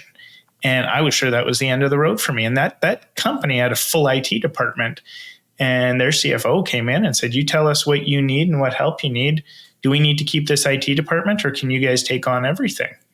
And they gave us the chance, and we said, we'll take on everything. They let go of that IT department. Everybody else, they gave us the full shot. And we were probably 6, 7 people at the time. So yeah, I've always been a believer in that. Everybody deserves an opportunity. Doesn't matter what their background is, where they came from, what challenges they have, what it looks like they can't do. If they have the right traits of, grit and determination, and you can just see it in people's eyes. I still feel that is, you can meet somebody and be like, that person could do anything. Whether they believe it or not, or whether they've done anything or not, you can just tell. And so those are the people that, I'd rather be with. I don't want to be working with somebody when some time is tough and they're like, all right, well, this isn't as cushy as I hoped. I'm going to see you later. Right. Or, hey, we're in a crisis period. And they're like, yeah, but my wife just cooked dinner and I'm going to go sit down and eat it. Right. Yeah, by all means, I want people to have that as their regular every day. But when it's crisis mode, I want the people that are like, whether I own this or not, I'm at war for this company. And those are the people that I'd rather have on my team. No, I can appreciate that. And through that process, you said you can kind of see it in their eye, and they have that grit. First talking about the first 2 companies, did you make any bad hires? When you look back at them, you go, oh my goodness, like what the hell was I thinking? Oh, tons of bad hires, right? I think in some cases it was getting away from looking for the grit and hiring and getting out over our skis on stuff, right? Hiring before a business was ready for a certain role, or even not even necessarily that the business was ready for that role, but just, again, hiring somebody from their accolades of previous accomplishments or things that had allegedly been accomplished or whatever, both in this business and in the last one, and realizing that, oh, that's a person that just comes in to manage and isn't willing to get their hands dirty and isn't willing to actually run it. Like they could manage a team just fine, but hopefully this thing is all just rolling, right? And so, yeah, I mean, it's come down to that. I think at any point in any business I have now or in the future, and it doesn't matter how big it is, I will always go for grit now and willingness to dive in and do anything. I will always choose the person that will never say that's not my job versus the one that has built $1 billion whatever. I don't care if you've built all that stuff or haven't. If you start telling me what your job is and what your job isn't, there's no path for you with me. And that's just, for me, the way that it needs to be. Now, obviously we know we're post-pandemic and we had a couple of years there where things were kind of dicey in regards to when it came to people. What kind of challenges did you face during that time? We know what our peers have faced, and how did you overcome those when it comes to people and hiring for grit? Yeah, I think, so we had scaled up. I mean, this business this current one it's a COVID baby. Okay. Right? It was started during COVID in late 2020. And, I think we did a lot of the right things, and we were forced and wanted to be fully remote, fully distributed and stuff like that. We saw some really great early success. With that success, coupled with, past exits and success, became very attractive during an investment bubble and venture capital bubble. So we raised, a significant amount of money, and we scaled up big, and we hired a ton of people. And, some of those were the absolute right people, and some of them were the absolute wrong people. But when all the economic headwinds came in after the recession, when there was this, or after the pandemic, and there was this massive looming recession, everything changed economically, globally, in the investment world and venture capital world.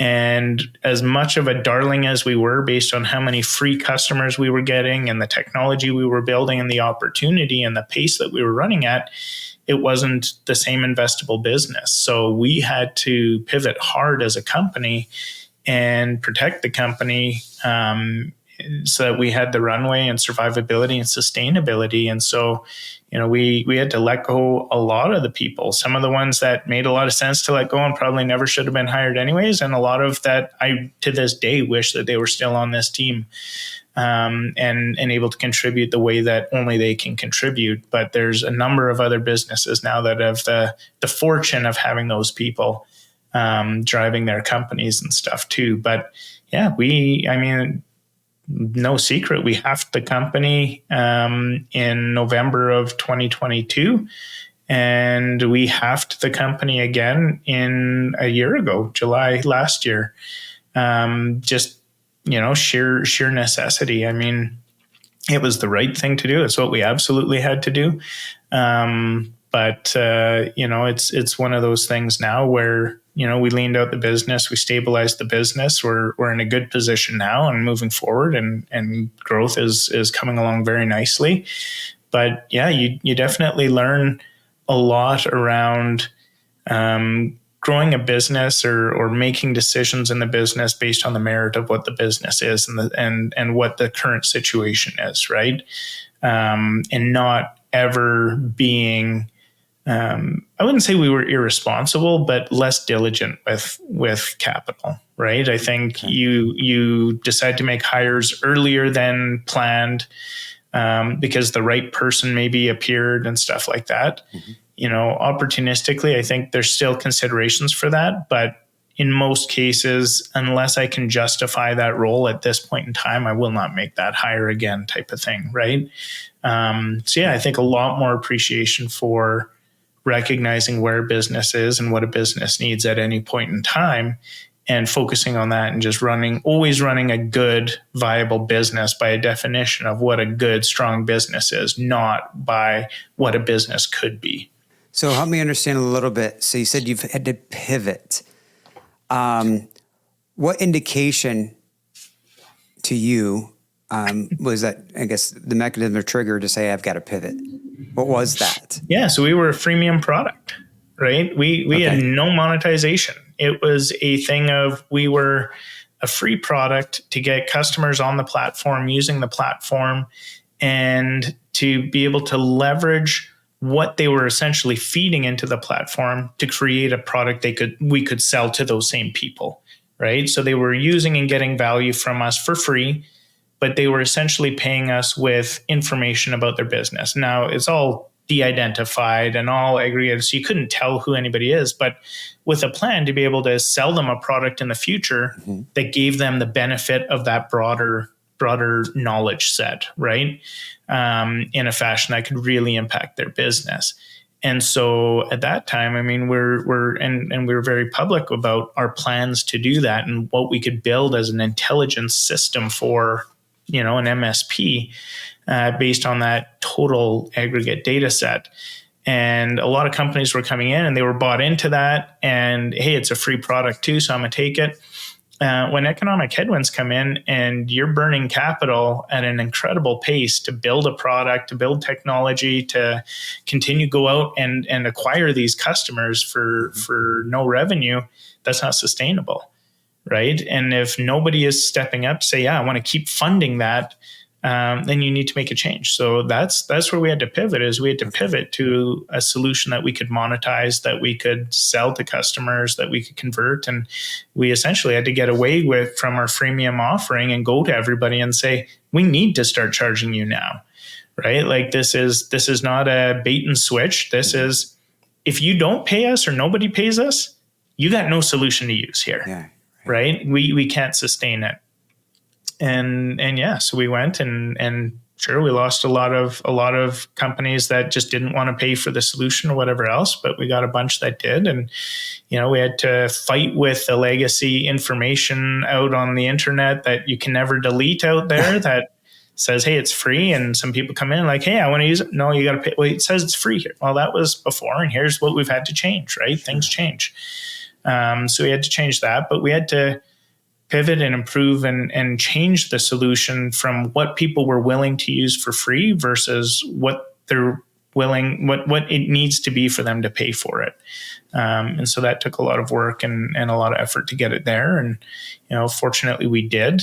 And fortunately, with the amount of people that have stayed, we've now gotten to a place where we can offer that broader product to people, which is a big part of what we launched back in April. And that was part of when you were talking about reading the book, and then applying those marketing techniques in regards to rolling out in April was all part of that. So yeah, you sold Passportal, and then you started the company that you are leading today. Yep. How much time gap was in there? So we sold in April of 2019. I left the acquiring business in August of 2020. And this business we pulled together in November of 2020. Okay. Just trying to get an understanding going, hey, what did Colin do with himself? Like he sold this business. Obviously he stayed on for a while, right? Yeah. Colin tried to retire a bit, but, it goes back to a whole bunch of different things about, you maybe lose some friends over the period of time, you lose some relationships and stuff over time. But I mean, I was relatively young. I mean, we had founded, built, and exited 2 companies in the course of 10 years before I was 40. And so when you try to retire at that stage, I mean, none of your friends are retired, right? They're all working. I was in a relationship at the time where it was not a codependent relationship by any means. So my partner at the time was not going to retire. And yeah, it came down to, do I hang out with my parents all the time because they're retired? Or what do I do? And so I tried to fill my time and do other things and have fun and do stuff. But, at the end of the day, it was like you're this lone wolf soldier doing your own stuff all the time and then coming back to do other things, or, maybe at that too, people can't justify a certain level of expenditure for some type of activity or getaway and stuff. So yeah, I mean, it's a condition where everybody thinks, if you have a lot of money, you can do anything you want to do and you got all this and life is awesome. It can be awesome, but money is not everything, right? And at the same time, I felt myself being in a predicament where I wasn't contributing to anything. I had no passion.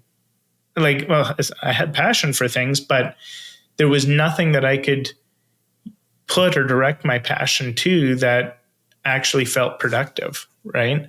Yeah. And so that's what it came to is sitting and sifting through the subreddit and reading what people were asking, reading what people wanted, what they were trying to do, what they were challenged with, and deciding to start something up that could answer to that someday, and put towards it. So that's how you came up with the idea of starting the business you were running today, was by going out there and looking for the problem that you could solve. Yeah, absolutely. It was a condition of, people are only willing to pay for something that solves a problem or a challenge that they have, and one that's large enough that they're willing to pay for to do it, right? Mm-hmm. And when we came out, our ambitions were very, very clear in what we shared, and we were very open and transparent about it. The byproduct of where we started with a billing reconciliation product, we were never expecting to rest our laurels on doing billing reconciliation, right? There's other companies that do it. It's not a business of consequences, I would call it, to just do that one thing. And so that was a means to where we wanted to get to as a business. And so, yeah, that's where we landed. And that's something we were able to sell to get people to, help us sustain the business and afford to continue building to what we're building. But yeah, I mean, we're very excited right now with the things that we're building and what we're putting out to market. And, I'd say it's stuff that has been long sought and long desired. And, it's one of those things that people are like, oh, wow, like how long did it take you to build that thing? Or how long have you been working on that? Well, on the product itself and fashioning the things, probably a year. Oh, you built all?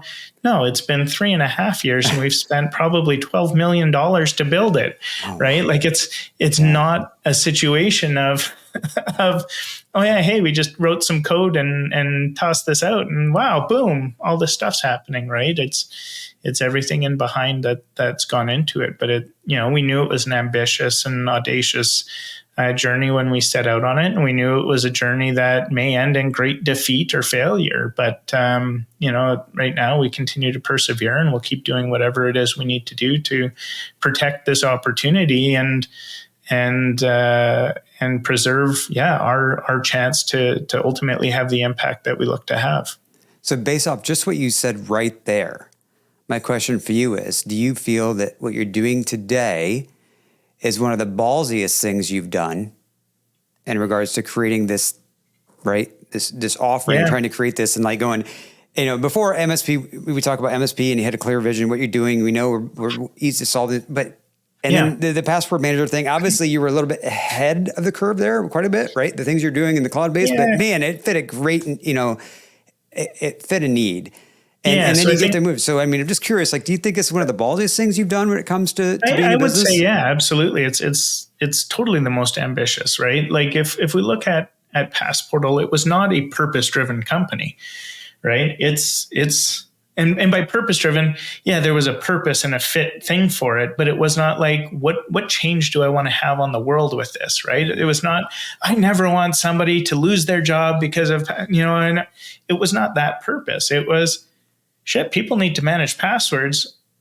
I'm going to build something that does that, and they can pay for that, right? Mm-hmm. And it was never to seek to solve, some fundamental challenge that the world faces.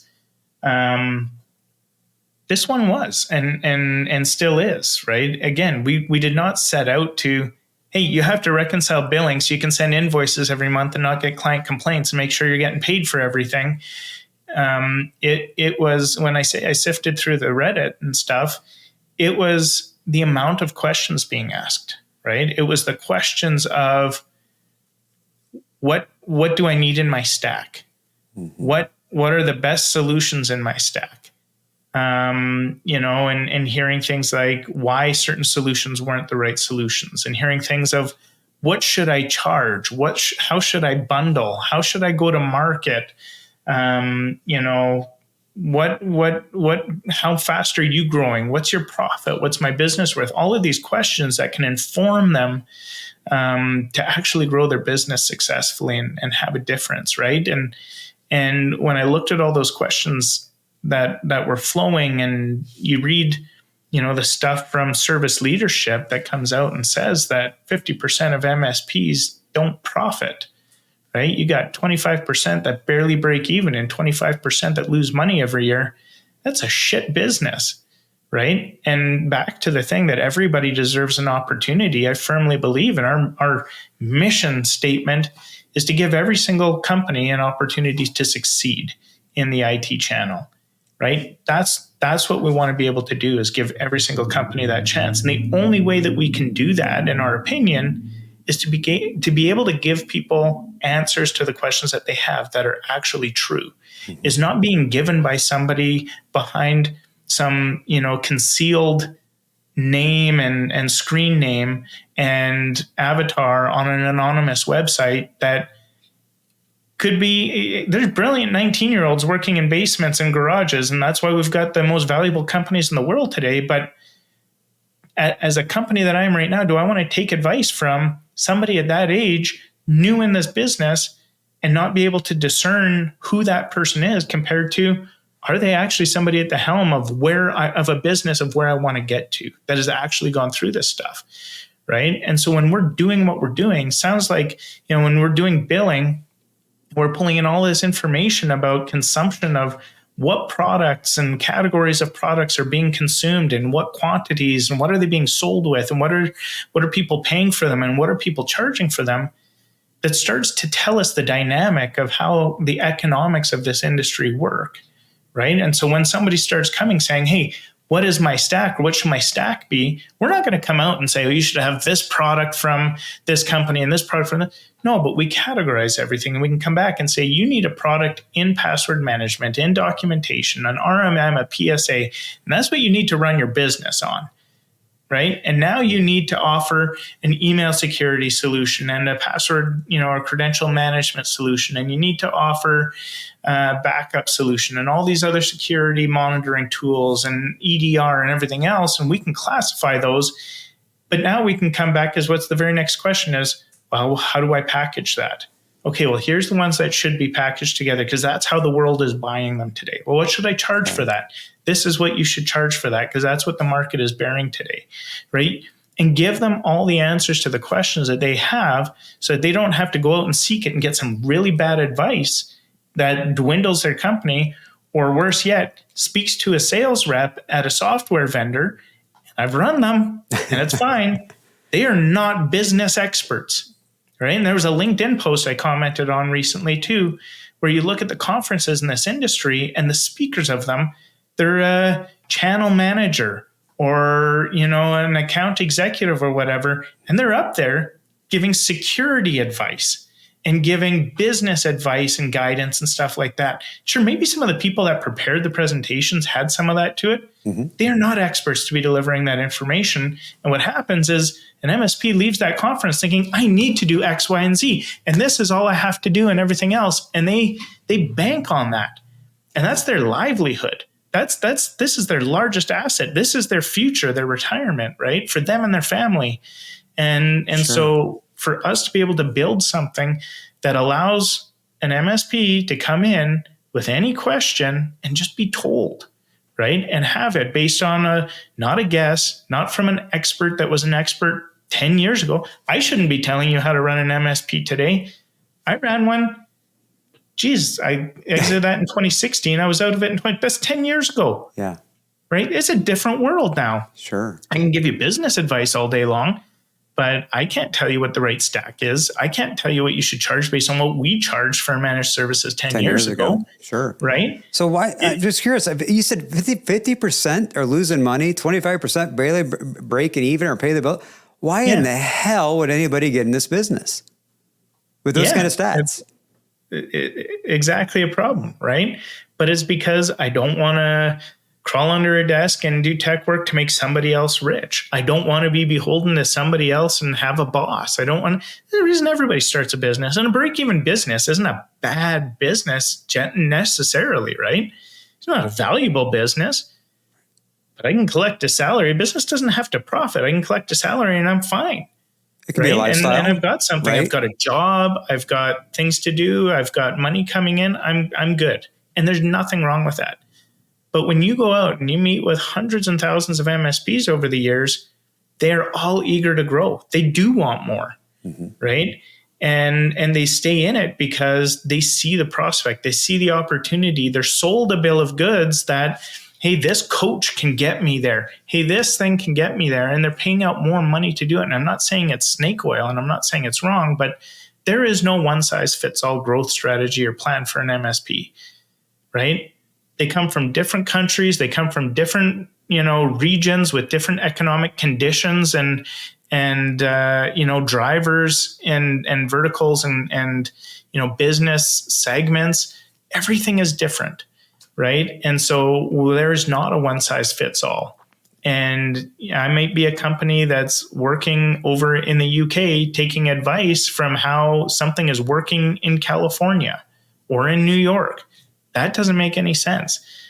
I can be in the US. I should not be living in Columbus, Ohio, doing services in an MSP and trying to replicate, what somebody in California or New York is doing. That is not going to work. I have a different, industry that drives the economy in that region. I can't buy a house for the same amount of money in Ohio that I can in California. That is not a thing. So why would I be expected to run the exact same type of business in the exact same way, at the exact same pricing, with the exact same services? It doesn't match up that way. It's not paired in same for same. And so that's where we need to solve things for MSPs so that they understand what I can charge for certain services and what needs to be included in that and what the market will bear where I am. Mm-hmm. Right? It needs to understand how my business is compared to even other businesses in my area, right? I shouldn't take a recommendation for a company that would work for $4 million revenue if I'm at 1.5. That doesn't make sense, right? I can't go and take on all these new services if I only have this many clients. I don't get the same quantity of scale on volume and everything else. It's probably a better, different solution, new service for me to bring on in a different category to go with, right? Should I be selling a ton of cyber insurance right now? Or should I be selling security awareness training right now, right? Like what makes the most sense for the business with where they're at? So that's what it is for us. And my belief is that if we focus on that, we will help these companies become more profitable or become profitable and build a sustainable, strong business that has a value beyond just paying a bill for them. Oh, very cool. I love hearing that. And kudos to you for coming up with, obviously, pulling that data in and once again comparing and going, hey, how can we solve this problem? And once again, that's a big problem to solve. Because we all know that, we can get a room full with 10 other MSPs. We're all geographically separated. We have a similar problems, but they're also drastically different based off just where we're at. And I know that there's a lot of mentality, well, it doesn't matter where you're at, you should be able to get the same thing, right? Like, I remember how long at 365, how the battle we would fight with 365 and where I'm located, right? I mean, just the idea of the licensing model, right? Oh, absolutely. I mean, there's a ton of different stuff. We tried to move M365 when it was first coming out. Being where we are, oil and gas, most of these companies are publicly traded. Guess what? There was actually things in their regulatory compliance standards that would not allow email, especially emails of the CFO, the CEO, and stuff like that, to be cloud hosted and to be cloud hosted outside of Canada for us. Okay, yeah. I couldn't sell that. So when I'm going to my peer group and hearing the coaches and they're saying, oh yeah, all cloud and M365 and it's the only way and blah, blah, blah. Thanks. I would have zero business if I did that, right? It would not work where we are. There's such different conditions everywhere. Sure. No, I appreciate it. And I appreciate hearing some of that. And once again, as you had oil and gas in that industry and being in Canada at that time, at that area, and then the challenges you faced and knowing that, hey, if you were to take someone else's recommendation, you would have no business. Yeah. And you mentioned focus. And I'm going to focus just a few minutes here and get a little bit, because we really feel we touched on your successes and the things you've grown and done with companies, Colin, which is very impressive. And congratulations on your many successes. I know we've kind of maybe rubbed shoulders here or there as far as in different industry events over the years. But, I think this last fall in Chicago is really kind of the time I actually took the time and made the effort to actually get outside my comfort zone and approach you. Yeah. And a lot of that is me, working on myself, right? But I found I guess with you is you seemed like a very reserved individual in social settings, but yet on a stage, oh my goodness, the story you can tell, I mean, is so impactful. Are you really as socially reserved as what I felt you were when I met you? Yeah, absolutely. I'm very introverted, right? Okay. So in a setting like this is totally fine for me. And I have to force myself to do stuff on stage or at events to be sociable and stuff. But yeah, I am not the person in my natural setting to go and approach people to have a conversation, right? I hate networking events. I do them as a necessary evil, right? So for me, I am uncomfortable in situations and places where I don't know anybody, right? And I don't need to be best friends with someone. I just need to know them. I need to have had some history where I've got something I can say to start that conversation, right? I'm not an icebreaker. I'm not a walk into a group and just start participating in a conversation. Excuse me. But yeah, that's me. I would rather sit back and observe and watch what's going on than always be involved in it. And I'll do the same thing in a lot of meetings. Okay. I will sit back and observe. We will have an agenda. We'll let things flow. Excuse me. But I would rather see what happens and see where the conversation goes instead of guiding things or being the focal point of attention, right? I think I've always believed, and even when I was younger, like the loudest person in the room is generally not the smartest. It's the one with the most confidence, and in many cases can be the one that's the most arrogant. But no, I'd rather be the person that can observe and learn and see and hear and take things quietly, and then kind of process them and think things through before how I want to approach something. But yeah, that is me. I mean, I'm not all the way to the point that's like I'm the guy sitting in the corner and avoiding eye contact all the time. But yeah, I try to just sit to myself, not be the center of attention, not do all the things, and just watch. No, and obviously it's worked for you well. Obviously your success and the companies you built. And you said you do it out of necessity, and I can not only understand and appreciate that. I am not the most extroverted person on the face of the planet, and I can go many weekends not speaking to a single soul, and I'm good with that. Right, yeah. But at the same time, like I said, I know I push myself outside my comfort zone to engage with others. I know I have a lot to say, but and doing those things that make me uncomfortable to grow myself personally. And you've obviously managed that very well. And do you feel that it's ever held you back from doing some of the things you wish you could have done? Yeah, I'm sure in ways it has, certainly. I mean, if you are ever more I don't know, I'll say the showman, is it the show person?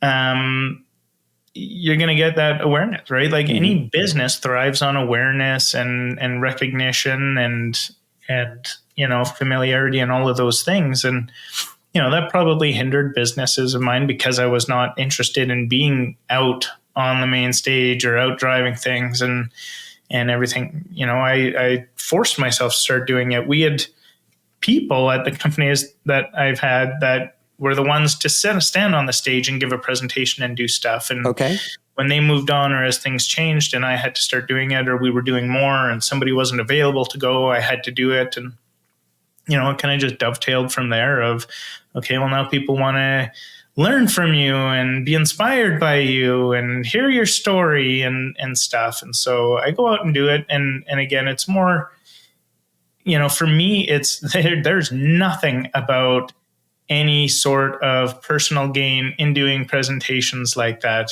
I hate it. So the absolute only reason I do it is one, either it's, for the business and it's a business presentation, or it's to help other people, right? And help somebody to realize that, hey, you either don't have it too hard, or you can push past and do things, or just to normalize themselves, right? I think everybody in their heads looks at whatever their situation is or has been and thinks, I'm the only one. Right. And that's, in my opinion, that's why there's so many unspoken things in the world and challenges and stuff. Mental health. I'm the only one that has these thoughts. I'm the only one that struggles with this. Right. You have infertility. I'm the only one. Like, I would never talk to that. It's so embarrassing. It's so whatever. No, it's not. Right. You are not the only, in a world of billions of people, you are not the only one. Right. They might feel that way. Right. It's one of those things. So for me to share any part of my story of challenges I had as a child and conditions that I've had and had to deal with and situations that I've been faced with and stuff, not for any sort of pity or sympathy or any type of praise or accolade. Anything is to just help somebody else feel normal, because I lived my whole life not feeling normal. And that's a challenging position to be in. So if you can give anybody a bit of inspiration, if you can give anybody a little bit of normalcy or recognition, or, not feeling alone, then I'll do it. But what you will see is I will disappear immediately after the stage, maybe for the rest of the day, but at least for a couple hours, so that I can recharge and get my energy back and then go and face the crowd. But yeah, I totally appreciate that I can be very reserved, if not socially awkward. And that is me. No, and that's, that makes Colin, and that's you. And thank you for letting me learn a little bit about you, right? Because I didn't know, Colin, the story that you told, let alone that you were reserved as what I perceived. And I can relate, and maybe who knows what level, but I definitely can relate. And I know being on stage is something that is a huge fear of mine, right? And knowing that I did quite a few times last year, and then earlier this year, well, just a month ago or so in Denver. No matter of the size of the room, it doesn't matter. It's still, that anxiety that's, and once again, interacting with others and pushing myself outside my comfort zone to talk to people and introduce and make it a goal. Hey, I'm going to introduce myself to 10 people this time. Or let's talk about the conference hall or a vendor hall. Make it a point to go and physically talk to every single vendor, at least introduction, right? And then trying to connect with them later. Or once again, you'll see my thing is I take pictures of people and their badges, right? Face and badge. So, because I meet so many people, and then I forget like the name associated with the face, but that's my thing. That's how I'm trying to connect the dots, right? Yeah, absolutely. So as we learn about it being on the introverted side of things, explain the statement that you're a hopeless car racer. I had to give that up for time now, but yeah, I mean, I've always loved cars. As a fashion of, I grew up very underprivileged. And stuff. So, I mean, loved cars from the fantastical bit about what they are. I was from a young age interested in the status that a car could offer and provide. And then, and I think, the older I got, I was a lot more interested in the engineering of the vehicles and what they're capable of. And I got more into speed and dynamic and driving. I mean, we talk about being an introvert. There is driving a car is not a team sport, right? Unless you've got a teammate in F1 or something like that, right? And even they are competing against each other on the same team. So it was the ideal thing for me. I could sit in a car. I don't have to talk to anybody. I don't have to do anything with anybody. I can just go and put out my best, right?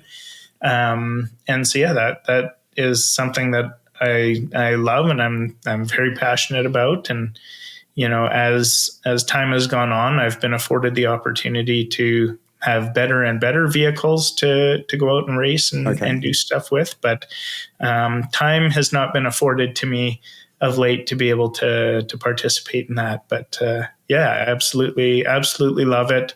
I think part of me sits and dreams one day that I would actually race in a competitive league and sport and try to accomplish things on that in that world. But for now, I do not. So I'm hopeless for it. Hopeless. What kind of car racing has your interest?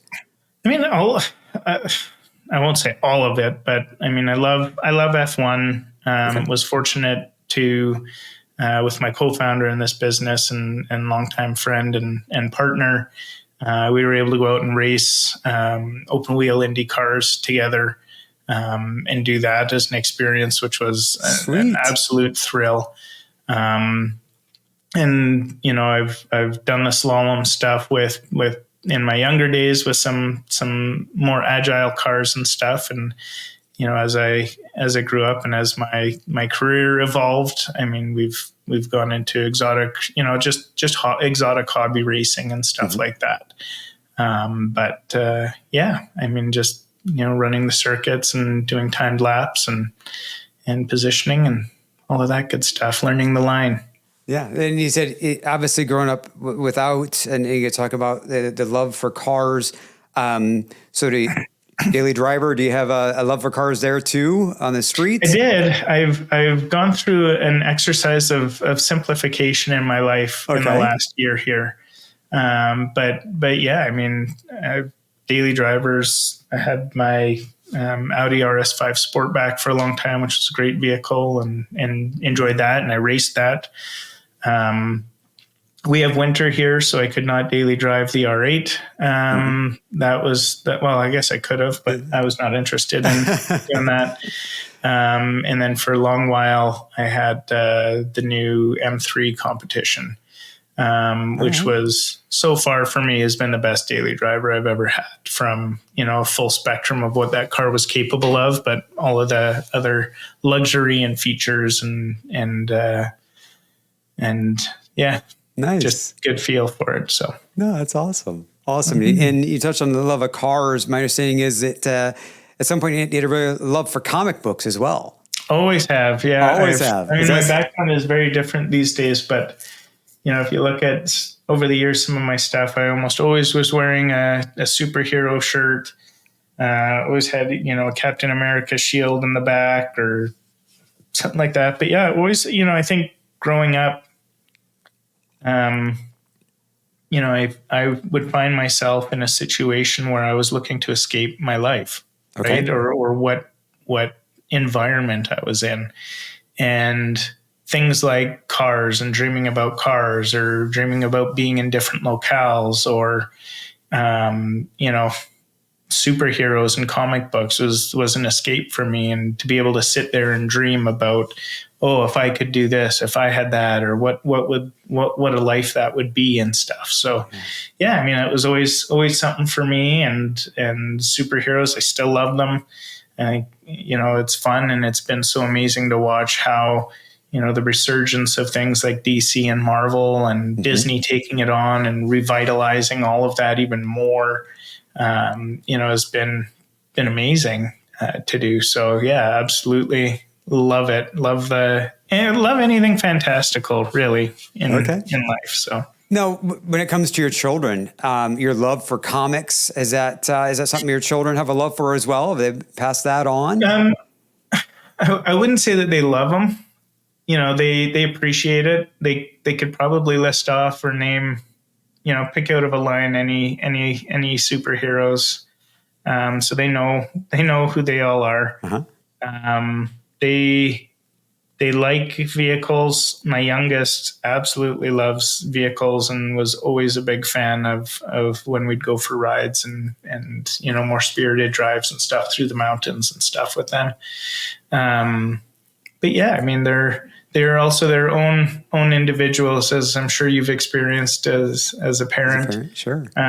So for me, a big thing for me is less about trying to influence things that I like or want or appreciate and stuff on them, exposing them to it, but giving them that freedom to explore and adventure and learn what it is that they're truly interested in and what they like, not because dad is, makes us go to every one of these movies or, makes us do this or whatever else. It's, it's a lot about what interests them and let them kind of forge their own path. No, it's great. And then things that obviously interest they have to, and whatever it might be supportive of that and know that, hey, that's how they them experience things for themselves and figure out what's right for them.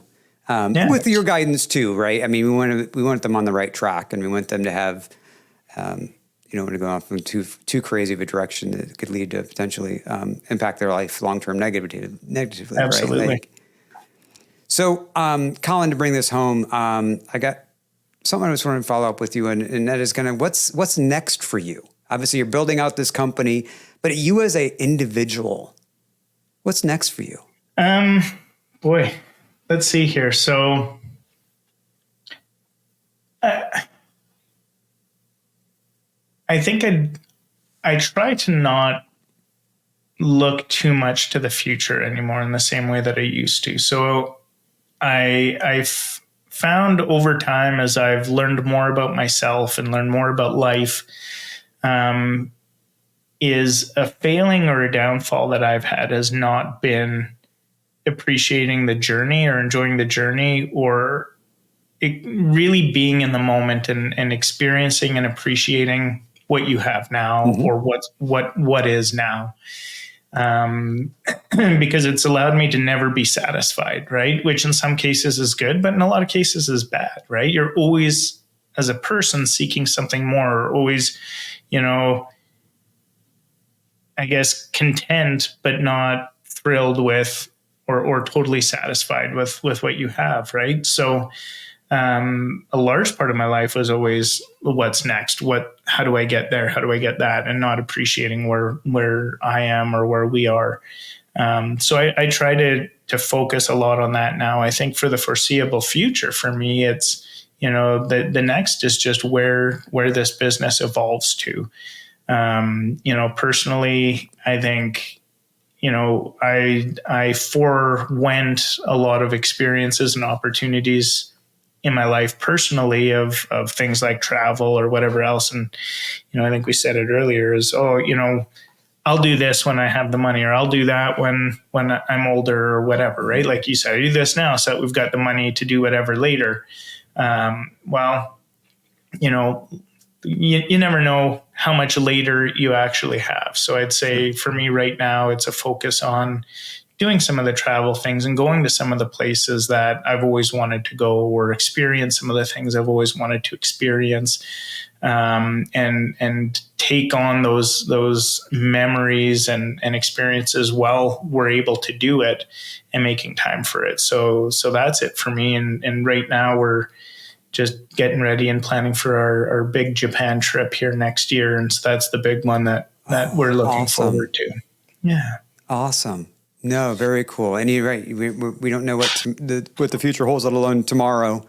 And capitalizing those opportunities and living a little bit more in the moment now. And no, that's great. I appreciate sharing. If anyone wants to learn more about you, more about your organization, what's the best method to learn more about your company? Yeah, I mean, I'm the most active on LinkedIn. So if you look me up on LinkedIn, I think the /reality Knox. Okay. Find me there. You'll find the business on my profile. You can check it out, see what we do, see what we talk about, and always available to connect with people, communicate with people. Seems like a decent, easy medium to do that on. We'll make sure we'll link to your LinkedIn profile and then your website as well in the description. So, Colin, sir, thank you. Thanks for making the effort to come back 2 weeks later after we had our technical problems and sitting with us and having a conversation. It's been an absolute pleasure. Yeah, likewise. It's been awesome. Awesome. Till next time, my friend. Thank you.